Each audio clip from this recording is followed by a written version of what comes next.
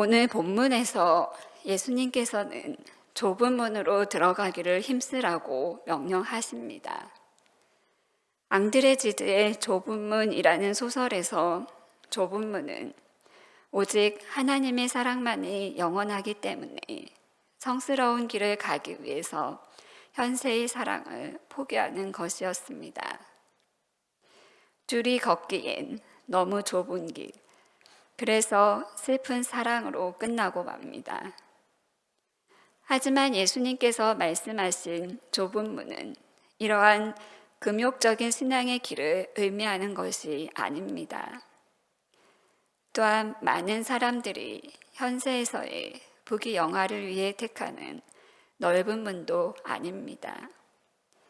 이것은 영원한 세계로의 구원을 얻는 남들이 좀처럼 택하지 않는 좁은 문을 의미합니다. 오늘 본문 22절에서 24절 말씀을 보면 예수님께서 생애 마지막으로 예루살렘으로 여행을 하시면서 각 성, 각 마을로 다니시며 가르치십니다. 이때 어떤 사람이 주여 구원을 받는 자가 적으니까 라고 물을 때 예수님은 좁은 문으로 들어가기를 힘쓰라.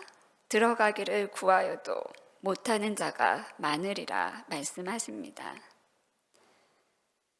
그러면서 25절에서 집 주인이 일어나 문을 한번 닫은 후에 너희가 밖에 서서 문을 두드리며 주여 열어주소서 하면 나는 너희가 어디에서 온 자인지 알지 못하노라 라고 말씀하십니다. 26절, 27절에서는 우리는 주 앞에서 먹고 마셨으며 주는 또한 우리를 길거리에서 가르치셨나이다 라고 하는데 주님은 나는 너희가 어디서 왔는지 알지 못하노라. 행악하는 모든 자들아 나를 떠나가라 하리라고 하십니다. 그렇다면 우리는 구원에 이르는 좁은 문으로 들어가고 있습니까? 주님의 뜻대로 살지 못하고 교회만 왔다 갔다 하며 주님의 말씀을 다 안다고 자만하고 다른 사람을 쉽게 무시하고 깔보지는 않습니까? 구원의 확신은 중요하지만 자신을 합리화하여 교만하면 안 됩니다.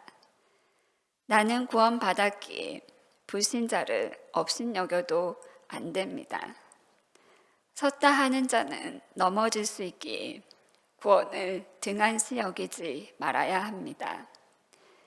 이스라엘은 자기들이 하나님의 택함을 받은 유일한 백성이라고 자부하며 먼저 될 자로 자부심이 대단했지만 그들은 하나님의 주권을 인정하지 않고 믿음이 없었기에 버림을 받고 이방인에게 모든 것을 빼앗겼습니다.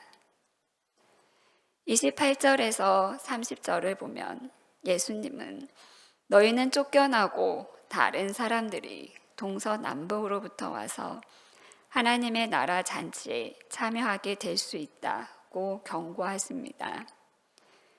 먼저 됐다고 생각하는 내가 나중되고 나중됐다고 생각하는 다른 사람이 먼저 되는 경우가 있다고 말씀하시는 것입니다.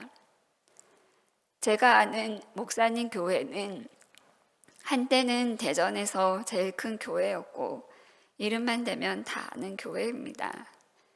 그런데 어제 이야기를 들어보니 교회가 문제가 생겼는데 그 문제를 일으킨 자들이 교회에서 높은 위치에 있는 장로님들이라고 합니다.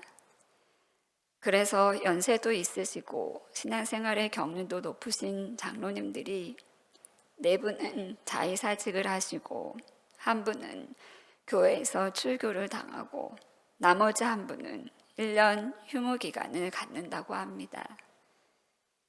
이제까지 오랜 시간 신앙생활 잘하시고 봉사 잘하시고 했어도 나중에 우리도 주님으로부터 이런 징계를 당할 수 있는 것입니다. 심판날에 이런 일이 없도록 우리는 먼저 주님 앞에 나왔어도 끝까지 신실하고 겸손하게 하나님을 섬겨야 할 것입니다. 오늘 본문 31절에서 33절 말씀에서는 어떤 바리새인들이 나와서 예수님께 헤롯의 음모를 알려주면서 이곳을 떠나라고 권고합니다.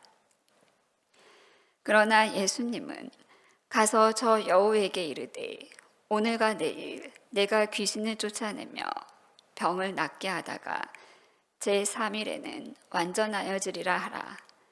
오늘과 내일과 모레는 내가 갈 길을 가야 하리니 선지자가 예루살렘 밖에서는 죽는 법이 없느니라 하십니다. 예수님께서 가야 할 길을 가시겠다는 말씀입니다. 예수님은 부패한 종교와 타락의 상징인 예루살렘에서 자신의 생명이 끝나게 됨을 분명히 인식하고 있습니다. 그런데도 이 길을 가시겠다는 것입니다.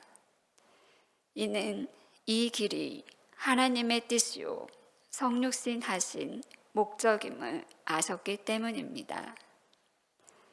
하나님께서 우리를 향하신 뜻과 섭리가 있습니다. 이를 이루어 가는 길이 우리 인생입니다. 그러면서 본문 34절, 35절 말씀에서 예루살렘아, 예루살렘아 하시면서 선민의 도시 예루살렘에 대해 안타까움과 애통한 심정을 표현하십니다. 예수님의 구원 사역을 거부한 이스라엘이 당할 결과가 보라, 너희 집이 황폐하여 버림바 되리라고 말씀하십니다. 택함을 받았지만 하나님의 주권을 인정하지 않고 예수님을 구세주로 믿지 않음으로써 버림받음을 말씀하시는 것입니다. 누구나 자기 생각과 주장으로 자기 중심적 생활 철학을 가지고 살아가지만 우리에게는 우리를 구원하신 목적이 있습니다. 그러기에 금이 환향의 길, 쾌락의 길이 아니라 십자가의 길, 고난의 길을 가는 자가 되어야 합니다.